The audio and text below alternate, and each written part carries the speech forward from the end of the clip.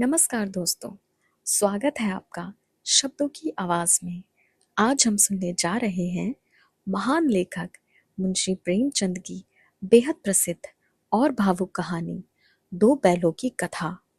ये कहानी है हीरा और मोती नाम के दो बैलों की, जिनके बीच का प्रेम, दोस्ती, स्वाभिमान और अपने मालिक के प्रति वफादारी इंसानी रिश्तों को भी एक नई नज़र से देखने पर मजबूर कर देती है।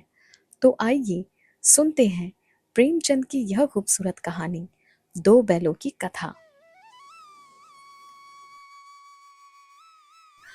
जानवरों में गधा सबसे ज्यादा बुद्धिहीन समझा जाता है। जब हम किसी आदमी को पहले दर्जे का बेवकूफ कहना चाहते हैं तो उसे गधा कहते हैं। गधा सचमुच बेवकूफ है या उसके सीधेपन, उसकी निरापद सहिष्णुता ने उसे यह पदवी दे दी है, इसका निश्चय नहीं किया जा सकता।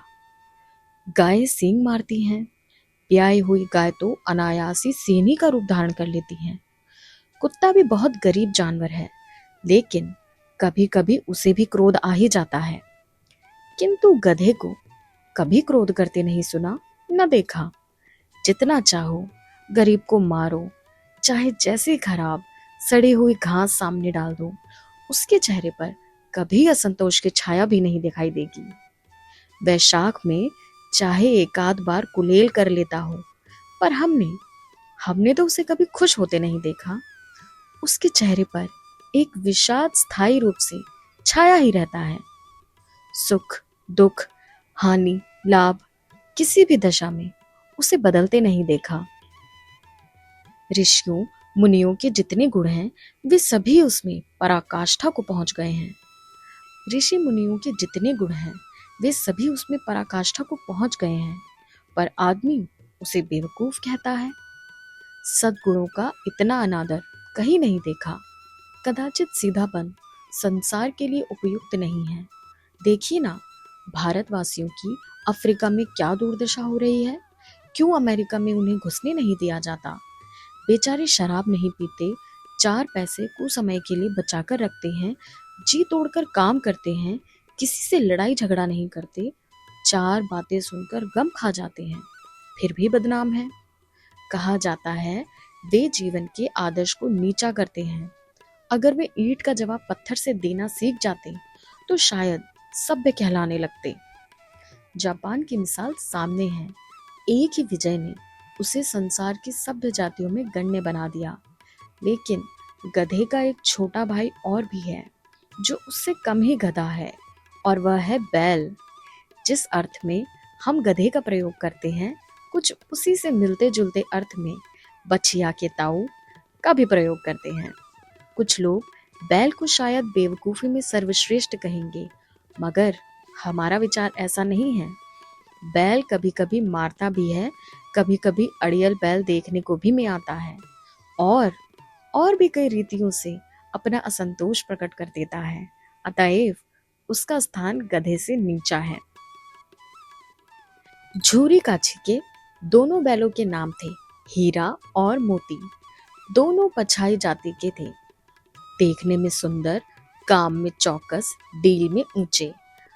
बहुत दिनों साथ साथ रहते दोनों में भाईचारा हो गया था। दोनों सामने आमने या आसपास बैठे हुए एक दूसरे के मूक भाषा में विचार विनिमय किया करते थे। एक दूसरे के मन की बात को कैसे समझा जाता है हम कह नहीं सकते। अवश्य ही उनमें कोई ऐसी गुप्त शक्ति थी जिससे जीवों में श्रेष्ठता का दावा करने वाला मनुष्य वंचित है। दोनों एक दूसरे को चाटकर सूंघकर अपना प्रेम प्रकट करते। कभी कभी दोनों सींग भी मिला लिया करते थे। विग्रह के नाते से नहीं, केवल विनोद के भाव से, आत्मीयता के भाव से। जैसे दोनों में घनिष्ठता होते ही धौल धप्पा होने लगता है। इसके बिना दोस्ती कुछ फुसफुसी, कुछ हल्की सी रहती है, जिस पर ज्यादा विश्वास नहीं किया जा सकता। जिस वक्त ये दोनों बैल हल या गाड़ी में जब दिए जाते और गर्दन हिला हिलाकर चलते, उस वक्त हर एक की यही चेष्टा होती थी कि ज्यादा से ज्यादा बोझ मेरी ही गर्दन पर रहे। दिन भर के बाद दोपहर या संध्या को दोनों खुलते तो एक दूसरे को चाट चाट कर अपनी थकान मिटा लिया करते। नींद में खली भूसा पड़ जाने के बाद दोनों साथ उठते, साथ नांद में मुंह डालते और साथ ही बैठते थे। एक मुंह हटा लेता तो दूसरा भी हटा लेता था। संयोग की बात, झूरी ने एक बार गोई को ससुराल भेज दिया। बैलों को क्या मालूम वे क्यों भेजे जा रहे हैं। समझे मालिक ने हमें बेच दिया।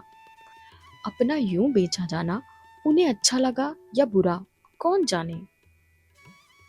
पर झूरी के साले गया को घर तक गोई को ले जाने में दांतों पसीना आ गया। पीछे से हाँकता तो दोनों दाएं बाएं भागते, पगहिया पकड़कर आगे से खींचता तो दोनों पीछे की ओर जोर लगाते, मारता तो दोनों सींगे नीचे करके हुंकारते। अगर ईश्वर ने उन्हें वाणी दी होती तो झूरी से पूछते, तुम हम गरीबों को क्यों निकाल रहे हो? हमने तो तुम्हारी सेवा करने में कोई कसर नहीं उठा रखी। अगर इतनी ही मेहनत से काम न चलता था तो और काम ले लेते। हमें तो तुम्हारी चाकरी में मर जाना कबूल था। हमने कभी दाने चारे की शिकायत नहीं की। तुमने जो कुछ खिलाया वह सिर झुकाकर खा लिया। फिर तुमने हमें इस जालिम के हाथ क्यों बेच दिया? संध्या के समय दोनों बैल अपने अपने स्थान पर पहुंचे। दिन भर के भूखे थे, लेकिन जब नाद में लगाए गए तो एक ने भी उसमें मुंह नहीं डाला। दिल भारी हो रहा था। जिसे उन्होंने अपना घर समझ रखा था वह आज उनसे छूट गया। यह नया घर, नया गांव, नए आदमी उन्हें बेगाने से लगते थे। दोनों ने अपनी मूक भाषा में सलाह की, एक दूसरे को कनखियों से देखा और लेट गए। जब गांव में सोता पड़ गया तो दोनों ने जोर मारकर पगहे तोड़ा डाले और घर की तरफ चले। पगहे बहुत मजबूत थे। अनुमान न हो सकता था कि कोई बैल उन्हें तोड़ सकेगा, पर इन दोनों में इस समय दूनी शक्ति आ गई थी। एक एक झटके में रस्सियां टूट गईं। झूरी प्रातः काल सोकर उठा तो देखा कि दोनों बैल चरनी पर खड़े हैं। दोनों की गर्दनों में आधा आधा गराव लटक रहा था। घुटने तक पांव कीचड़ से भरे हैं और दोनों की आंखों में विद्रोहमय स्नेह झलक रहा था।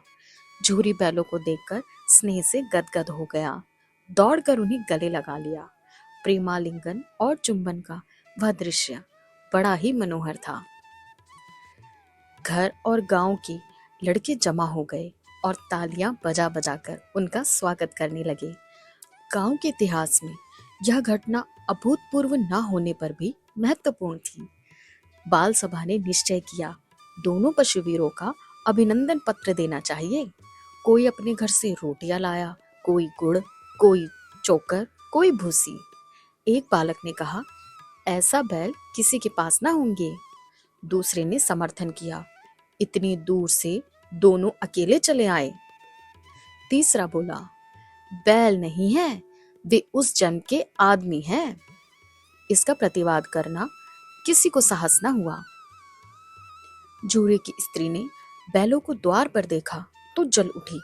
बोली, कैसे नमक हराम बैल हैं कि एक दिन वहां काम न किया, भाग खड़े हुए। झूरे अपने बैलों पर यह आक्षेप ना सुन सका। नमक हराम क्यों? चारा ना दिया होगा तो क्या करते? स्त्री ने रौब के साथ कहा, बस तुम ही तो बैलों को खिलाना जानते हो, और तो सभी पानी पिला पिला कर रखते हैं। झूरी ने चिढ़ाया, चारा मिलता तो क्यों भागते? स्त्री चिड़ी, भागे इसलिए कि वे लोग तुम जैसे बुद्धुओं की तरह बैलों को सलाते नहीं, खिलाते हैं तो रगड़ कर जोतते भी हैं। ये दोनों ठहरे कामचोर भाग निकले। अब देखूं कहां से खली और चौकर मिलता है। सूखे भूसे के सिवा कुछ न दूंगी, खाएं चाहे मरे। वही हुआ। मजूर की बड़ी ताकीद की गई और बैलों को खाली भूसा दिया जाए। बैलों ने नाद में मुंह डाला तो फीका फीका, ना कोई चिकनाहट, ना कोई रस। क्या खाएं? आशा भरी दो आंखों से द्वार की ओर ताकने लगे। झूरी ने मजूर से कहा, थोड़ी सी खली क्यों नहीं डाल देता बे? मालकिन मुझे मार ही डालेगी। चुरा कर डालना। ना दादा, पीछे से तुम भी उन्हीं किसी का होगी ना। दूसरे दिन जूरी का साला फिर आया और बैलों को ले चला। अब की उसने दोनों को गाड़ी में जोता। 2-4 बार मोती ने गाड़ी को खाई में गिराना चाहा, पर हीरा ने संभाल लिया। वह ज्यादा सहनशील था। संध्या समय घर पहुंचकर उसने दोनों को मोटी रस्सियों से बांधा और कल की शरारत का मजा चखाया। फिर वही सूखा भूसा डाल दिया। अपने दोनों बैलों को खली चूनी सब कुछ दी। दोनों बैलों का ऐसा अपमान कभी ना हुआ था। झूरी इन्हें फूल की छड़ी से भी न छूता था। उसकी टिटकार पर दोनों उड़ने लगते थे। यहाँ मार पड़ी, आहत सम्मान की व्यथा तो थी ही, पर उस पर मिला सूखा भूसा। नाद की तरफ आंखें ना उठाई। दूसरे दिन गया ने बैलों को हल में जोता, पर इन दोनों ने जैसे पांव ना उठाने की कसम खा ली थी। वह मारते मारते थक गया, पर दोनों ने पांव ना उठाया। एक बार जब उस निर्दयी ने हीरा की नाक पर खूब डंडे जमाए, तो मोती का गुस्सा काबू से बाहर हो गया। हल लेकर भागा। हल, रस्सी, जुआ, जोत सब टूट टाट कर बराबर हो गया। गले में बड़ी बड़ी रस्सियां ना होती तो दोनों पकड़ाई में ना आते। हीरा ने मूक भाषा में कहा, भागना व्यर्थ है। मोती ने उत्तर दिया, तुम्हारी तो इसने जान ही ले ली थी, अब की बड़ी मार पड़ेगी। पढ़ने दो, बैलों का जन्म लिया है तो मार से कहां तक बचेंगे। गया दोनों आदमियों के साथ दौड़ा आ रहा था। दोनों ने हाथों में लाठियां ले रखी हैं। मोती बोला, कहो तो दिखा दो कुछ मजा, मैं भी लाठी लेकर आ रहा है। हीरा ने समझाया, नहीं भाई, खड़े हो जाओ। मुझे मारेगा तो मैं भी एक दो गिरा दूंगा। नहीं, हमारी जाति का यह धर्म नहीं है। मोती दिल में अटकर रह गया। गया आ पहुंचा और दोनों को पकड़कर ले चला। कुशल हुई कि उसने इस वक्त मारपीट न की, नहीं तो मोती भी पलट पड़ता। उसके तेवर देखकर गया और उसके सहायक समझ गए कि इस वक्त टाल जाना ही मसलहत है। आज दोनों के सामने फिर वही सूखा भूसा लाया गया। दोनों चुपचाप खड़े रहे। घर में लोग भोजन करने लगे। उस वक्त छोटी सी लड़की 2 रोटियां लिए निकली और दोनों के मुंह में देकर चली गई। उस एक रोटी से इनकी भूख तो क्या शांत होती, पर दोनों के हृदय को मानो भोजन मिल गया। यहाँ भी किसी सज्जन का वास है। लड़की भैरी की थी, उसकी माँ मर चुकी थी। सौतेली माँ उसे मारती रहती थी। इसलिए इन दोनों बैलों से एक प्रकार की आत्मीयता सी हो गई थी। दोनों दिन भर जोते जाते, डंडे खाते, अड़ते। शाम को थान पर बांध दिए जाते और रात को वही बालिका उन्हें 2 रोटियां खिला देती। प्रेम के इस प्रसाद की यह बरकत थी कि 2-2 गाल सूखा भूसा खाकर भी दोनों दुर्बल न होते थे, मगर दोनों की आंखों में रोम रोम में विद्रोह भरा हुआ था। एक दिन मोती ने मूक भाषा में कहा, अब तो नहीं सहा जाता हीरा। क्या करना चाहते हो? एक आध को सींग पर उठाकर फेंक दूंगा। लेकिन जानते हो, वह प्यारी लड़की जो हमें रोटियां खिलाती है, उसी की लड़की है जो इस घर का मालिक है। यह बेचारी अनाथ हो जाएगी। तो मालकिन को ना फेंक दूं, वही तो इस लड़की को मारती है। लेकिन औरत जात पर सींग चलाना मना है, या भूले जाते हो? तुम तो किसी तरह निकलने ही नहीं देते। बताओ, तुड़ाकर भाग चले? हाँ, यह मैं स्वीकार करता हूँ, लेकिन इतनी मोटी रस्सी टूटेगी कैसे? इसका एक उपाय है। पहले रस्सी को थोड़ा सा चबा लो, फिर एक झटके में जाती है। रात को जब बालिका रोटी खिलाकर चली गई, दोनों रस्सियां चबाने लगी, पर मोटी रस्सी मुंह में ना आती थी। बेचारे बार बार जोर लगाकर रह जाते थे। सहसा घर का द्वार खुला और वही लड़की निकली। दोनों सिर झुकाकर उसके हाथ चाटने लगे। दोनों की पूंछें खड़ी हो गई। उसने उनके माथे सहलाए और बोली, खोल देती हूँ, चुपके से भाग जाओ, नहीं तो ये लोग मार डालेंगे। आज घर में सलाह हो रही है कि इनके नाकों में नाथ डाल दी जाए। उसने गराव खोल दिया, पर दोनों चुप खड़े रहे। मोती ने अपनी भाषा में पूछा, अब चलते क्यों नहीं? हीरा ने कहा, चलें तो, लेकिन कल इस अनाथ पर आफत आ जाएगी। सब इसी पर संदेह करने लगेंगे। सहसा बालिका चिल्लाई, दोनों फूफा वाले बैल भागे जा रहे हैं। ओ दादा, दोनों बैल भागे जा रहे हैं, जल्दी दौड़ो। गया हड़बड़ाकर भीतर से निकला और बैलों को पकड़ने चला। वे दोनों भाग गए। गया ने पीछा किया और भी तेज हुए। गया ने शोर मचाया, फिर गांव के कुछ आदमी को भी साथ लेने के लिए लौटा। दोनों मित्रों को भागने का मौका मिल गया। सीधे दौड़ते चले गए। यहाँ तक कि मार्ग का ज्ञान न था। जिस परिचित मार्ग से आए थे उसका यहाँ पता न था। नए नए गांव मिलने लगे। तब दोनों एक खेत के किनारे खड़े होकर सोचने लगे, अब क्या करना चाहिए।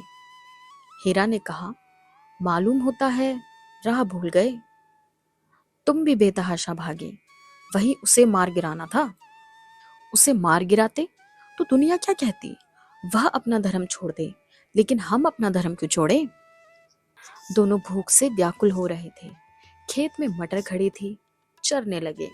रह रहकर आहट लेते रहे थे। कोई आता आता तो नहीं है। जब पेट भर गया, दोनों ने आजादी का अनुभव किया तो मस्त होकर उछलने कूदने लगे। पहले दोनों ने डकार ली, फिर सींग मिलाए और एक दूसरे को ठेलने लगे। मोती ने हीरा को कई कदम पीछे हटा दिया, यहाँ तक कि वह खाई में गिर गया। तब उसे भी क्रोध आ गया। संभल कर उठा और मोती से भिड़ गया। मोती ने देखा खेल में झगड़ा हुआ जाता है तो किनारे हट गया। अरे, यह क्या, सांड डौंकता चला आ रहा है। हाँ, सांड ही है। वह सामने आ पहुंचा। दोनों मित्र बगले झांक रहे थे। सांड पूरा हाथी था। उससे भिड़ना जान से हाथ धोना है, लेकिन ना भिड़ने पर भी जान बचती नहीं। इन्हीं की तरफ आ भी रहा है। कितनी भयंकर सूरत है। मोती ने मूक भाषा में कहा, बुरे फंसे, जान बचेगी, कोई उपाय सोचो। हीरा ने चिंतित स्वर में कहा, अपने घमंड में फूला हुआ है, आरज़ू विनती न सुनेगा। भाग क्यों न चले। भागना कायरता है, तो फिर यही मरो। बंदा तो 9-2-11 होता है। और जो दौड़ाए, तो फिर कोई उपाय सोचो जल्दी। उपाय यही है कि उस पर दोनों जने एक साथ चोट करें। मैं आगे से रगेदता हूँ, तुम पीछे से रगेदो। दोहरी मार पड़ेगी तो भाग खड़ा होगा। मेरी ओर झपटे, तुम बगल से उसके पेट में सींग घुसेड़ देना। जान जोखिम है, पर दूसरा उपाय नहीं है। दोनों मित्र जान हथेलियों पर लेकर लपके। सांड को भी संगठित शत्रुओं से लड़ने का तजुर्बा न था। वह तो एक शत्रु से मल्ल युद्ध करने का आदी था।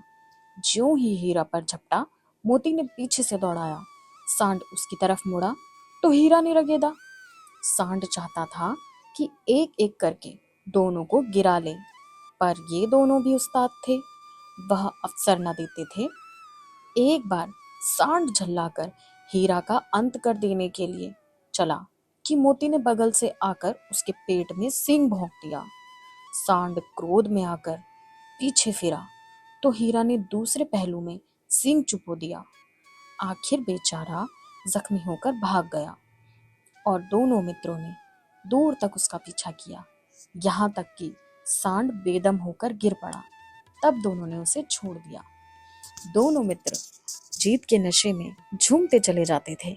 मोती ने सांकेतिक भाषा में कहा, मेरा जी चाहता था कि बच्चा को मार ही डालूं।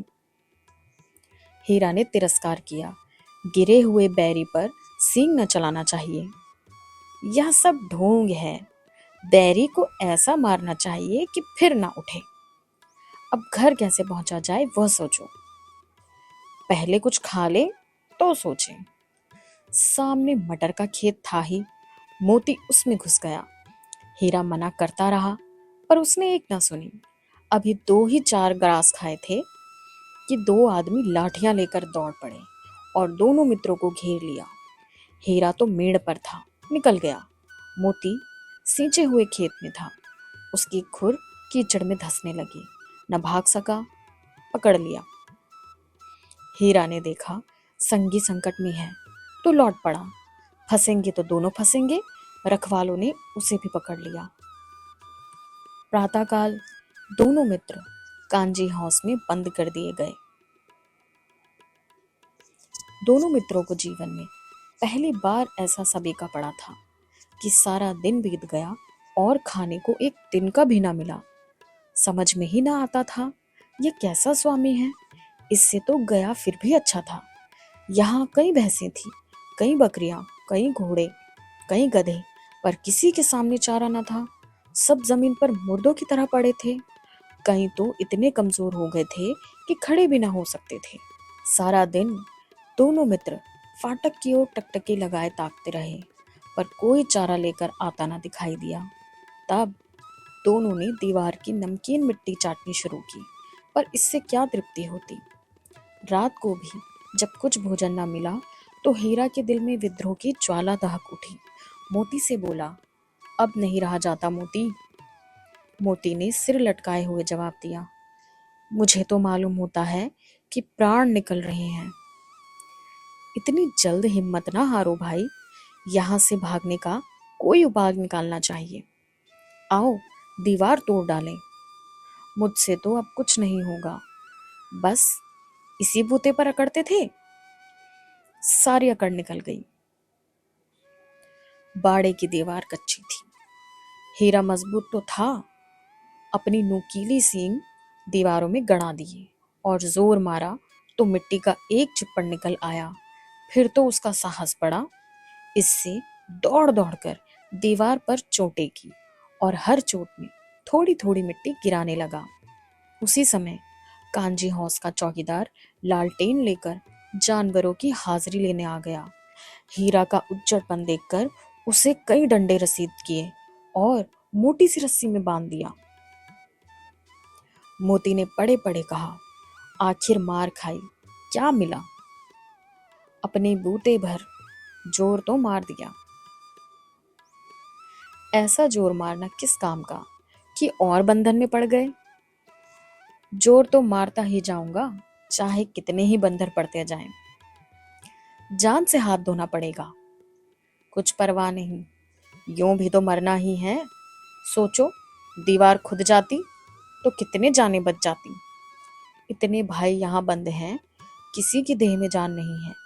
2 4 दिन यही हाल रहा तो सब मर जाएंगे। हाँ, यह बात तो है। अच्छा तो ला, फिर मैं भी जोर लगाता हूँ।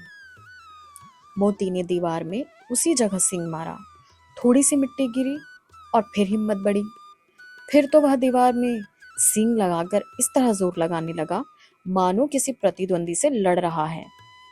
आखिर कोई 2 घंटे की जोर आजमाई के बाद दीवार ऊपर से लगभग 1 हाथ गिर गई।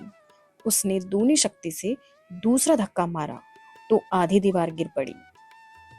दीवार का गिरना था कि अधमरे से पड़े हुए सभी जानवर चेत उठे। तीनों घोड़ियां सरपट भाग निकली, फिर बकरियां निकली, इसके बाद भैंसें भी खिसक गईं, पर गधे अभी तक ज्यों की त्यों खड़े रहे।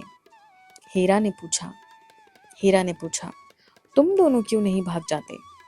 एक गधे ने कहा, जो कहीं फिर पकड़े जाएं। तो क्या हरज है, अभी तो भागने का अवसर है। हमें तो डर लगता है, हम यहीं पड़े रहेंगे। आधी रात से ऊपर जा चुकी थी। दोनों गधे अभी तक खड़े सोच रहे थे क्यों कि भागे या ना भागे, और मोती अपने मित्र की रस्सी तोड़ने में लगा हुआ था। जब वह हार गया तो हीरा ने कहा, तुम जाओ, मुझे यहीं पड़ा रहने दो, शायद कहीं भेंट हो जाए। मोती ने आंखों में आंसू लाकर कहा, तुम मुझे इतना स्वार्थी समझते हो हीरा? हम और तुम इतने दिनों एक साथ रहे, आज तुम विपत्ति में पड़ गए तो मैं तुम्हें छोड़कर अलग हो जाऊं? हीरा ने कहा, बहुत मार पड़ेगी, लोग समझ जाएंगे यह तुम्हारी शरारत है। मोती ने गर्व से बोला, जिस अपराध के लिए तुम्हारे गले में बंधन पड़ा, उसके लिए अगर मुझे मार पड़े तो क्या चिंता। इतना तो हो ही गया कि 9-10 प्राणियों की जान बच गई, वे सब तो आशीर्वाद देंगे। यह कहते हुए मोती ने दोनों गधों को सींगों से मार मार कर बाड़े से बाहर निकाला और तब अपने बंधु के पास आकर सो रहा। भोर होते ही मुंशी और चौकीदार तथा अन्य कर्मचारियों में कैसी खलबली मची, इसके लिखने की जरूरत नहीं। बस इतना ही काफी है कि मोती की खूब मरम्मत हुई और उसे भी मोटी रस्सी से ही बांध दिया गया। 1 सप्ताह तक दोनों मित्र वहां बंधे रहे। किसी ने चारे का एक तृण भी न डाला। हाँ, एक बार पानी दिखा दिया जाता था, यही उनका आधार था। दोनों इतने दुर्बल हो गए थे कि उठा तक न जाता था। ठठरियां निकल आई थी। एक दिन बाड़े के सामने दुग्गी बजने लगी और दोपहर होते होते वहां 50-60 आदमी जमा हो गए। तब दोनों मित्र निकाले गए और उनकी देखभाल होने लगी। लोग आ आकर उनकी सूरत देखते और मन फीका करके चले जाते। ऐसे मृतक बैलों का कौन खरीदार होगा। सहसा एक दड़ियल आदमी, जिसकी आंखें लाल थी और मुद्रा अत्यंत कठोर, आया और दोनों मित्रों के कूल्हों में उंगली गोद कर मुंशी जी से बातें करने लगा। उसका चेहरा देखकर अंतर्ज्ञान से दोनों मित्रों के दिल कांप उठे। वह कौन है और उन्हें क्यों टटोल रहा है, इस विषय में उन्हें कोई संदेह ना हुआ। दोनों ने एक दूसरे को भीत नेत्रों से देखा और सिर झुका लिया। हीरा ने कहा, गया के घर से नाहक भागे, अब तो जान न बचेगी। मोती ने अश्रद्धा के भाव से उत्तर दिया, कहते हैं भगवान सबके ऊपर दया करते हैं, उन्हें हमारे ऊपर दया क्यों नहीं आती। भगवान के लिए हमारा जीना मरना दोनों बराबर है। चलो अच्छा ही है, कुछ दिन उसके पास तो रहेंगे। एक बार भगवान ने उस लड़के के रूप में हमें बचाया था, क्या अब ना बचाएंगे। यह आदमी छुरी चलाएगा, देख लेना।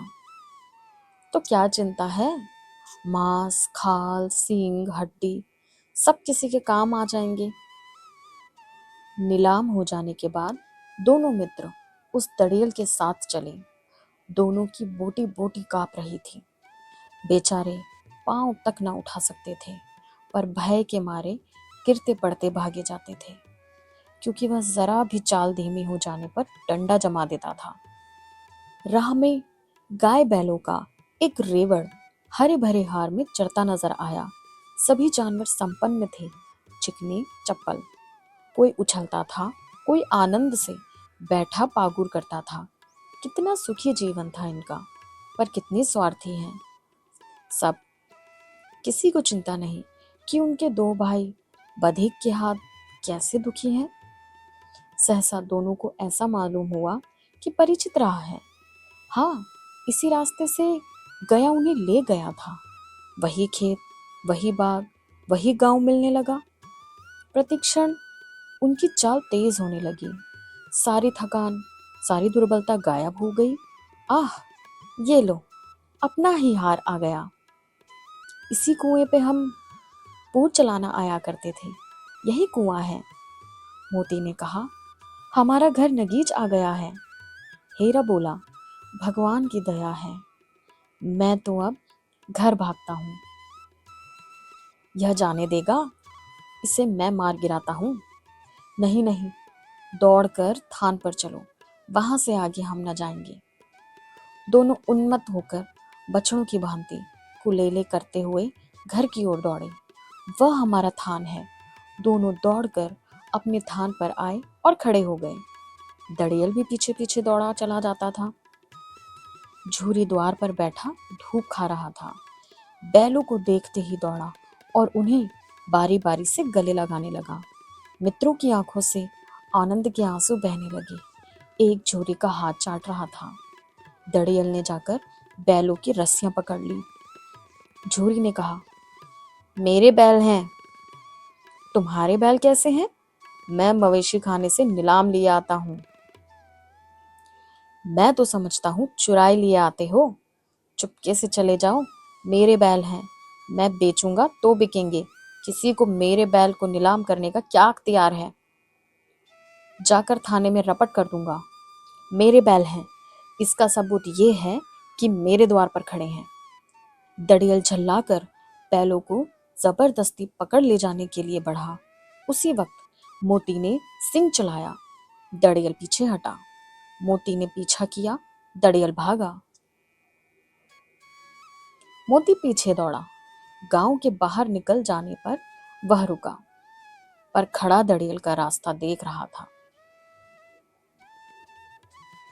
दड़ियल दूर खड़ा धमकियां दे रहा था, गालियां निकाल रहा था, पत्थर फेंक रहा था और मोती विजय शूर की भांति उसका रास्ता रोके खड़ा था। गांव के लोग यह तमाशा देखते थे और हंसते थे। जब दड़ियल हार कर चला गया तो मोती अकड़ता हुआ लौटा। हीरा ने कहा, मैं तो डर गया था, कहीं तुम गुस्से में आकर मार ना बैठो। अगर वह मुझे पकड़ता तो मैं बेमारे ना छोड़ता। अब ना आएगा। आएगा तो दूर से ही खबर लूंगा, देखूं कैसे ले जाता है। जो गोली मरवा दे, मर जाऊंगा, पर उसमें काम ना आऊंगा।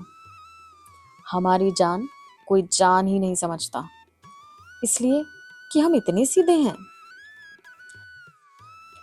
जरा देर में नादों में खली, भूसा, चोकर और दाना भर दिया गया और दोनों मित्र खाने लगे। झूरी खड़ा दोनों को सहला रहा था और 20 लड़के तमाशा देख रहे थे। सारे गांव में उछा सा मालूम होता था। उसी समय मालकिन ने आकर दोनों के माथे चूम लिए।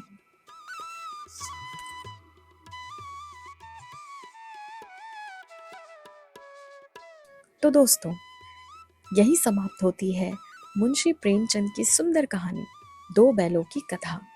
हीरा और मोती की ये कहानी हमें सिखाती है कि प्रेम, दोस्ती और वफादारी की कोई भाषा नहीं होती।